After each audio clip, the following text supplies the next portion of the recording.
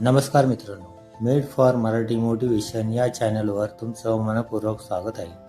आज आपण जाणून घेणार आहोत अक्षय तृतीया कधी आहे, या दिवशी काय करावे आणि काय टाळावे, पितरांची पूजा कशी करावी, केळी पूजन कसे करावे आणि संपूर्ण पूजाविधी.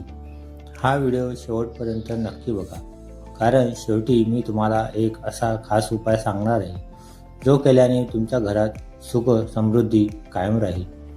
2026 मध्ये अक्षय तृतीया 19 एप्रिल रविवार या दिवशी येत आहे. तृतीया तिथी 18 एप्रिल रात्री सुरू होणार आहे आणि 19 एप्रिलला संध्याकाळी समाप्त होणार आहे. हा दिवस इतका शुभ आहे की कोणताही शुभ मुहूर्त बघण्याची गरज नसते. अक्षय म्हणजे कधीही न संपणारे. या दिवशी केलेले दान, जप, पूजा, सेवा हे सर्व अक्षय पुण्य देतात. भगवान विष्णूंचा परशुराम अवतार या दिवशी झाला होता. महाभारत लेखन या दिवशी सुरू झाले होते. कुबेराला संपत्ती प्राप्त झाली होती. अक्षय तृतीयेला सकाळी लवकर उठून घर स्वच्छ करा, अंगणात रांगोळी काढा, गंगाजल शिपडा, स्नान करून स्वच्छ कपडे घाला. महिलांनी शक्य असल्यास साडी घालावी. पुरुषांनी पांढरे किंवा पारंपरिक कपडे घालावे. पूजेसाठी लागणारे साहित्य: हळद, कुंकू, फुले, तांदूळ, नारळ, केळी, दूध, साखर, तुपाचा दिवा, अगरबत्ती, पितरांसाठी अन्न. सर्वप्रथम गणपती बाप्पाचे स्मरण करा. ओम गण गणपतये नमः. गणपतीला फुले अर्पण करा.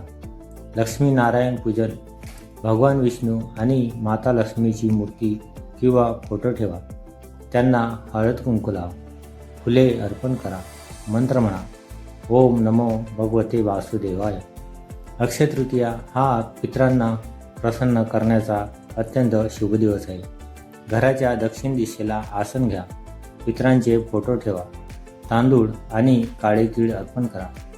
पाण्याने तर्पण करा. मंत्र म्हणा: ओम पितृदेवताभ्यो नमः. पितरांना अन्न अर्पण करा. भात, डाळ, भाजी, गोड पदार्थ तयार करा. प्रथम पितरांना अर्पण करा. नंतर गाय, कावळा, कुत्रा यांना द्या. त्यामुळे पितृ संतुष्ट होतात. घरातील अडचणी दूर होतात. केळीचे झाड हे भगवान विष्णूचे प्रतीक मानले जाते. केळीच्या झाडाजवळ स्वच्छ जागा करा. पाणी घाला. हळद कुंकू लावा. फुले अर्पण करा. कापड बांधा. मंत्र म्हणा: ओम नमो नारायणाय.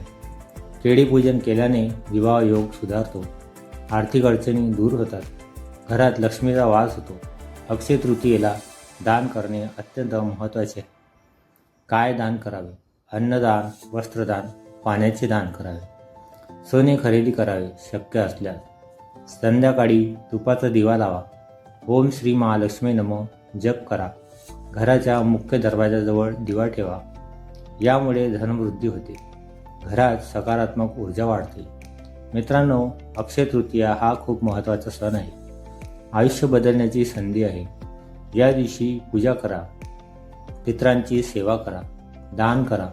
सकारात्मक राहा. जर तुम्हाला हा व्हिडिओ आवडला असेल तर लाईक करा, शेअर करा आणि चॅनलला सबस्क्राईब करा. जय श्री लक्ष्मी नारायण. धन्यवाद.